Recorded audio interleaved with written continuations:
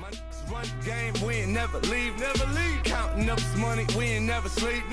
You got V12, I got 12 V's. Got bottles, got all the way up. Shorty, what you want? I got what you need. Shorty, what you want? I got what you need. Shorty, what you want? I got what you need. I'm all the way up. I'm all the way up. Hey, here we are, returning to segment number 2 right here with the Lone Star Sports Show. Snoop Johnson, Alan Branch, Lady Life, and Uneven Money on a chilly, rainy, stormy day right here in North Texas, right here in Oak Cliff, Texas. All things sports, all things Texas.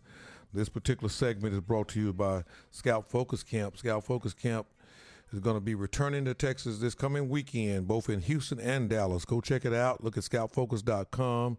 Actually, one of our guests was one of the guys that made his way through Scout Focus Camp. The first time that Paul Benacardi got a clean look at him was at the Scout Focus Camp. But like I say, we've got Andrew Jones with the University of Texas Longhorns men's basketball. Andrew Jones' family, David Jones, Carla Jones, the whole crew right here. Andrew, are you in? Yes, I'm here. Okay. Hey, here we are right here. Getting it to where it's supposed to be. Let it do what it do, man. What we do right here, Andrew, we come in and we talk sports. We talk a lot of basketball heavy. We got Snoop Johnson here hanging out with us, so we are going to talk about some things. But right now, for the next 2 segments, we want to talk about nothing but Andrew Jones and the experience and the toughness and the resilience and all the things that you have given to Texas basketball.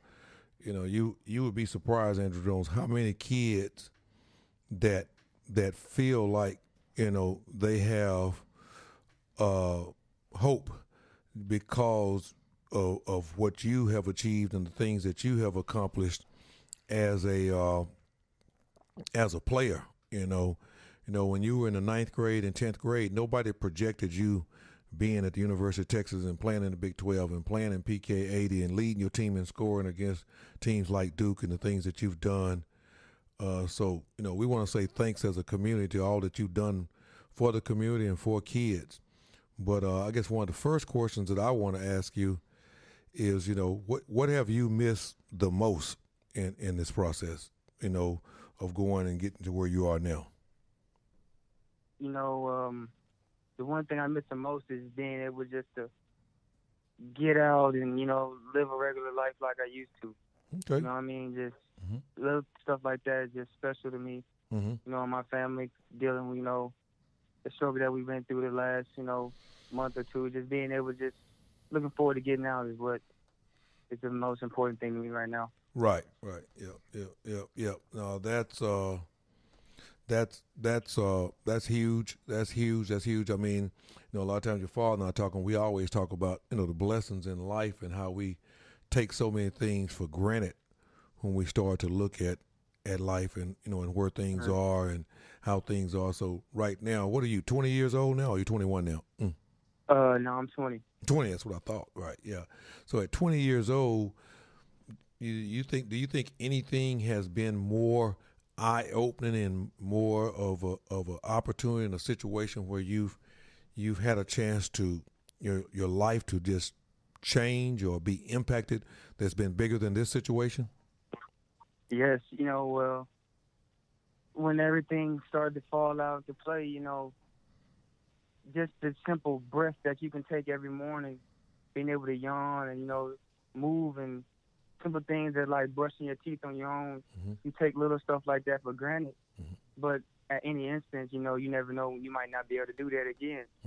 And, you know, that's one thing that I realized and really appreciated going through the process that I'm going through is just simple things of being able to just change your clothes, brush your teeth in the morning. Those things that we learn early in life, you think, you know, that just comes second nature, but you go to appreciate it once you can't do it on your own anymore. Okay. That's a tremendous thing. I think that's a tremendous experience for you to have the opportunity to experience this. Before we start kind of getting into some basketball things, what would you say that if you would not have experienced this, and you're doing tremendous with everything you're doing in your process and how things are going. I mean, I've heard things from your doctors. I've heard things from trainers. I've heard things from the University of Texas. I've heard things from your parents, and I've heard things from you. And everything has been impressive, absolutely impressive. But if you looking at it now, how do you see that as you return back to, and everything is starting to point toward a direction that you're headed in a positive direction here? Even I can notice in my conversations with you and where you are, how do you feel that this will affect you from a basketball perspective, day in and day out, as you approach basketball, when you return back to basketball? It's gonna have me. I'm gonna have a more motivated, mindset. Mm-hmm. I'm gonna be more dedicated. I'm just gonna be grateful that I can, get back to playing the sport that I love. Mm-hmm. And I'm gonna just go hard every day, Mm-hmm. just because, like tomorrow is never promised. Mm-hmm. Mm-hmm. So that's how I'm gonna attack each day, each workout that I go to. Leading back to getting healthy to get back to playing basketball again. Right. An interesting thing there, a lot of young kids are going to go back, and you know how YouTube is. They're going to go back and listen to this. A lot of people are going to listen to this. A lot of people always say we will take nothing for granted. Even us as a 50-year-old adult, we say things like this. But you think when you view that and you say that now, it just has a total different meaning to you. That's what I hear in your voice, in the context in which you're speaking in. Is this is just a total different animal for you now? Would you say that would be a accurate interpretation, or how do you feel about that? That's accurate. Yeah. Let me ask you another question. As you start to look at adversity, and you've had a chance to experience, a lot of young guys don't know how much adversity there is in men's basketball, and how challenging men's basketball can be, and day to day, the ups and downs. Internally versus on the court against Big 12 opponents. Big 12 conferences is probably as tough a conference this year as any conference in the country right now. How do you think this experience will affect how you look at the day-to-day up and downs in life and in basketball? It's just all about the approach that you take toward it. Your mindset determines and dictates everything that you do. Mm-hmm. So, like you said, it's the Big 12 challenge, especially this year. Mm-hmm. It's hard to get a win. Everybody's in the same race to be number one. Mm-hmm. Mm-hmm. But your mindset and how you respond to different things that don't go your way, mm-hmm. Mm-hmm. and continue to work hard and just don't dwell on the things that may set you back. Mm-hmm. But always look for a way to improve and persevere through small things that you can't control. Okay, well, we got about 3 or 4 more minutes before we go to break here. What's up, Drew? What's going on? It's Coach Snoop. Oh, what's up, Coach? What's happening? Hey, let me ask you something. I know recently you made a couple of posts on social media, showing your friends and family and your fans, basically kind of behind the scenes of what's going on, because for a while, people didn't have any direct contact or direct knowledge of exactly what's going on unless they was really close to you and your family. Right. Besides you just being you,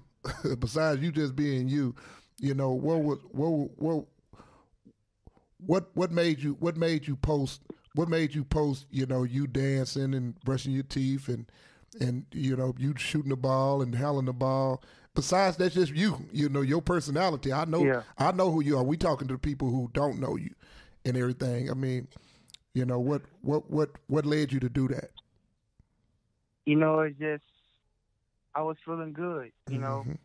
There's been a lot of days in the month of January where I just didn't feel good, couldn't move, and stuff like that. But as soon as I started feeling better about myself, I was just in a great place. Mm-hmm. And I've been in a great place lately, these last couple of weeks. And, I just wanted to show that I'm not just in the hospital Right. doing bad. I wanted to show people the improvement that I've been making, and that everything's gonna be good, and I'll be back soon. Mm-hmm. Yeah. Well, I'm gonna tell you. I mean, I'm speaking for me, and I know I'm speaking for probably a million other people. Literally, that's what I'm saying. Literally, I mean, you literally made my day, my week, and everything when I just saw it, because it was just like, that's Andrew. You know what I'm saying? That's Andrew. When you saw you shaking it up and mixing it up, and I mean, it just, we know we still got a long way to go, but it was just, just to see your smile and just to see you doing your shimmy and doing your dance, and then putting that ball in your hand, it was just, I know that had to help a lot of people. Right, and it just, I wanted to let people know that just certain things that may set you back if you have cancer, or if you have, if you tore your ACL or something like that, like, you can always find the joy, in what you're doing, and always try to, stay motivated to, pursue the things that you love to do. Right. Yeah, and that's the whole deal. I mean, and we're about to go to break here, and we know that there's been a whole lot of challenge. The first time we use the word cancer, and it makes me uncomfortable, and I'm sure you've gotten a little bit more. But Snoop Johnson and I were together in College Station, headed to the LSU. We actually were at the LSU Texas A&M basketball game when I spoke to your father, and we thought it was, and it just what it put on us as driving all the way back to Dallas, and where it was, and to be here, man, I just want to thank God, man, and thank God for you. And we're gonna come back in our second segment and lock in and talk about where we're going here, how you're going about things, and we're just so happy that we are where we are, and we praise God and thank God. We want to, we always talk about glorifying and doing this and doing that. I mean, there's nothing bigger opportunity and that you've done and the platform that you have and all the things that you've done to help people, man. We just thank you and thank you for allowing God to be a part of what he's done for you so forth. So, we'll be back in about 180 seconds with more Lonestar Sports Network right here at the Lonestar Sports Show. We've got Andrew Jones with the University of Texas Longhorns right here. We got Snoop Johnson, Alan Branch, Honey Your Money, Lady Life. We'll be back in 180 seconds with more Lonestar Sports Show and 12 more minutes.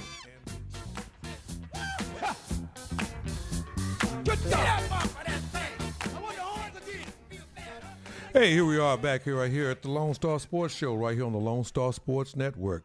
Alan Branch, Snoop Johnson, Honey Your Money, Lady Life. Giving it to you, we have special guest Andrew Jones with the University of Texas men basketball, a part of the University of Texas men deal. If you're anywhere in sports, you know exactly where Andrew is now. He's in the process of recovery and going through his treatment process there at MD Anderson in Houston, Texas. A lot of people realize, Andrew, that you were at the Michael Dale facility. How many days did you spend at the Michael Dale Hospital, Children's Hospital in there in Austin?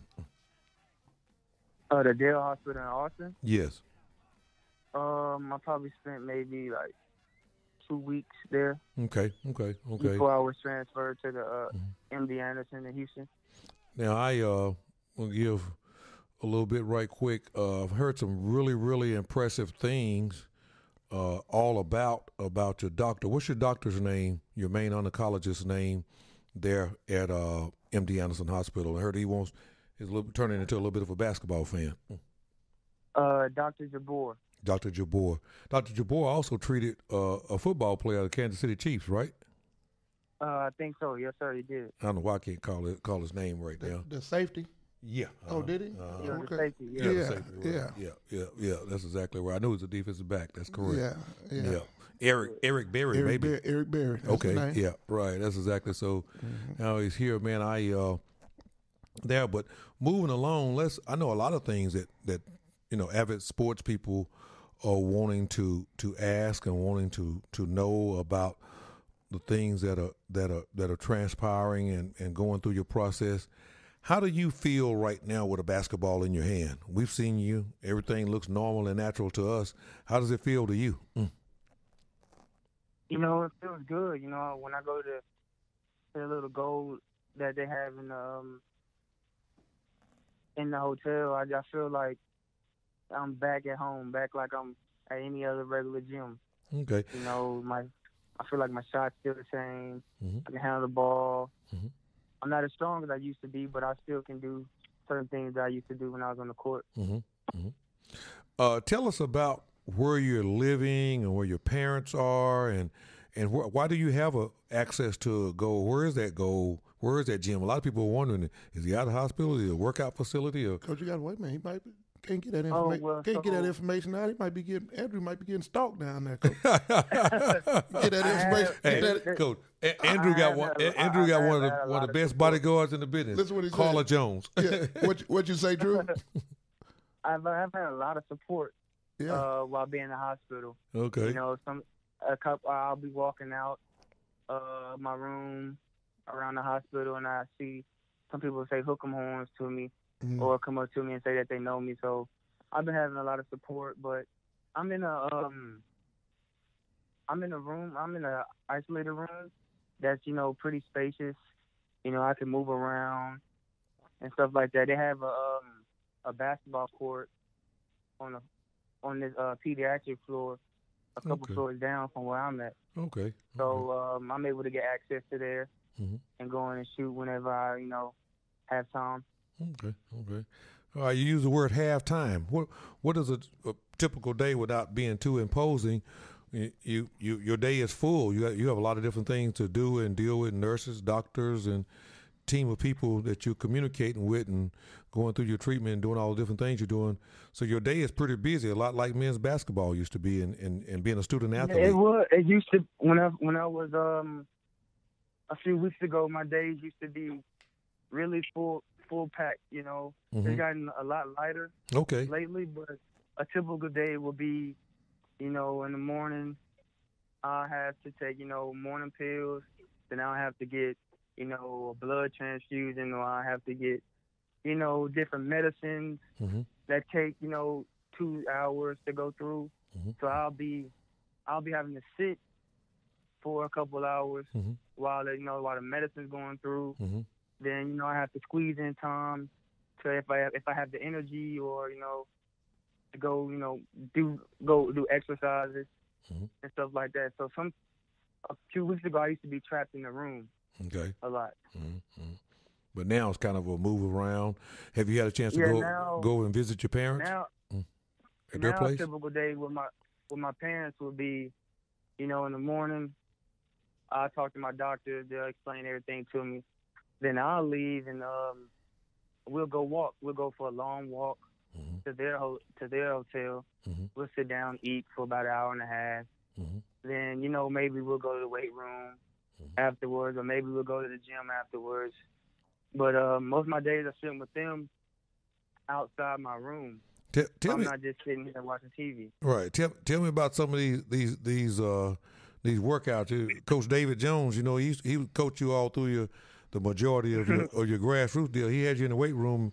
Is Coach been getting after you a little bit, or he's pretty laid back right now? We haven't been getting after it too crazy. We just been, you know, easing into things. Okay. You know, he's just trying to get a feel of certain things that I can do that I'm capable of doing. Okay. It sounds just a tremendous, man. I mean, you know, when you think about we were at the A&M game. The date of that had to be, that was 2017 still, wasn't it? Or was that the 1st of January? 1st of January, wasn't it? It was the 1st of January. What do you recall it to be, Andrew? The day that the first day that you felt that you had been diagnosed, was that in 2017 or 18? When I got diagnosed? I got diagnosed this year, early January. Early January. Yeah. So it was in 2018. Right. So in 2017, when you were going through, you remember a conversation we had? Have you ever thought about this? We were in Oregon at the PK 80, and you know, he said, Coach, I just don't feel good. I just don't feel like a lot of energy. You ever think back about that time we were having those conversations? Yeah, I remember because I wasn't feeling well at the peak of 80 either. I was kind of sick then too. You sluggish, right? Yeah, you told me I yourself was sluggish. Yeah. Right, that's exactly what you said. You weren't your usual self, moving without the ball, and you were trying to find out. And meanwhile, you know what was crazy about that, Andrew? You were going out, I want to say average probably, 17, 18 points a game up there. Oh, what? During the time. Yeah, he was getting it in up there. Yeah, but you could kind of see, I was sitting there courtside, and you could just see this kind of bland expression on your face, and Right. and then you and I had the conversation, and you kind of asked me what I thought or what I saw, and I gave you some feedback, and we're talking about playing without the ball. Well, playing without the ball takes a lot of energy, and you just didn't have it then. I mean, it's just amazing, man. I just want to apologize because I kind of probably pushed you a little bit during that time, and I just didn't know. Cole, let's go back. Let's go back to these courtside. You was sitting with Phil. You was courtside. No, Phil sit on the other side. I sit on the sheep seats, courtside. Oh, it's two different courtsides. Two different courtsides. I sit over behind the bench with the player with the general population. Oh yeah, they got a special place for Phil to sit. Yeah. Oh, so you was on the team side. I was on the team side. Oh, okay, right? I'm a basketball guy. Okay, okay.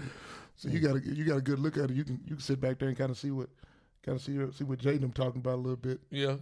Jay, that's Andrew's buddy. Yeah. Jay Lucas accompanied you to Chicago last year to the combine, NBA combine last year, didn't he? Yeah, he was down there with me. Okay. All right. What is it like having a guy like Jay at his age? I mean, you got to realize Jay was a class of 2017. You were the class of what, 15 or 16? 16. 16, right. So it's not a lot of space. I mean, how has that been in comparison to your relationship and the things you can talk about? Would you say that that's somebody that you've been able to deal because he was chosen to accompany you up there? Coach Smart didn't go, Coach Horn didn't go, Coach Morrell didn't go, Coach Lucas went, Jay Lucas went, and was that a comfortable supporting type thing to have him there talking about? Yeah, it was because like you said, him being my age, we can really relate. Mm-hmm. He can critique my game. I respected him a lot, and we had a close relationship. So, with him being there with me, I could call him, mm-hmm. talk to him, get some advice from him. Okay. So, him being out there was comforting for me during the NBA combine. Right. And right now we wind down with only about 2 minutes left to go. Right now, what would you say would be the biggest thing as it relates to basketball? And I also want you to talk about, where your parents have been, but as relationship to basketball, what would you say has been your biggest piece and your biggest opportunity to, what you see as your, what's in front of you and what you're trying to accomplish?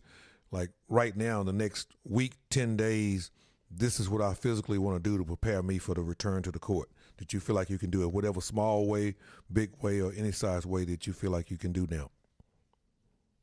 What I can do now to prepare mm-hmm. is, really all I can do is just watch film mm-hmm. and just try to get my body right. Okay. That's the main thing right now is just getting my body back, getting my weight back, mm-hmm. and so I'm physically able to do the things that I used to. Mm-hmm. And that's what my parents and my dad's been really focusing on. So you've been watching tape. Tell us, give a 30 seconds breakdown on watching tape. Stu Johnson likes to watch a little tape. I like to watch a little tape. What are you watching when you're watching tape? I find specific players that I'm out of my game afterwards. Mm-hmm. Mm-hmm. And, I'll go on YouTube and watch, just a highlight of just maybe their offensive montage. I just see how they score, mm-hmm. how they use the pick and roll, certain moves they use to, create space mm-hmm. Mm-hmm. and stuff like that. So, that like guys like Damian Lillard, mm-hmm. Westbrook, explosive big guards, mm-hmm. how they use their moves and their body in certain ways, to create an angle to get by people. Drew, I want you to write one down. I want you to add this to your YouTube. Go go look up as much Vernon Maxwell as you can. That's great. Yeah, That's a good who- point. I know it's going to be. Go look up Vernon Maxwell, played for the Houston Rockets. Go look up Vernon Maxwell. Your dad knows who he is. Ask your dad who he is. Go look up Vernon Maxwell, because once you get the Vernon Maxwell down, you're gonna play for 15 years. You're about his size, and y'all's game resemble a reasonable amount. I never thought about it. Both of y'all got that edge, that chip. You got that chip on you. Where when I saw you, when I saw you over there with Tim and those guys when y'all was playing at Dino's at the Fab 48. I remember when the ball was going around, and you seemed like when you got a little upset one time that you wasn't getting it, and you just rolled off about 18 to 20 points. That's Vernon Maxwell. That's Vernon. I mean, Vernon Maxwell go from not getting 2 or 3 shots to rolling off 20 points. Yep, he could give it to you like that. Y'all got the same build, makeup. No. I'm around Vernon some, so I can see that. Go look up Vernon. Now, good thing about it, you're not as crazy. You're not crazy like Vernon. Yeah, that's all day. Off the floor. We don't want you to copy that part. Go talk to your dad about Vernon Maxwell. Carla probably might remember him too. Yeah, but he was all alone the time we were coming along. Now remember Vernon Maxwell. Vernon Maxwell was checking Jordan now. Yeah, I know. Oh, he was okay. He was handling Jordan. He was handling Jordan like something like Jimmy Butler handles LeBron now. Yeah, that was what was going on in those days. Right. I want you to look. I want you to look that one up. Yeah, go check that out. Vernon Maxwell. Right. Well, man, you got about 15 seconds, right quick, to say anything that you want to say before we get ready to let you go back to your evening and go watch college basketball, whatever all you have going on.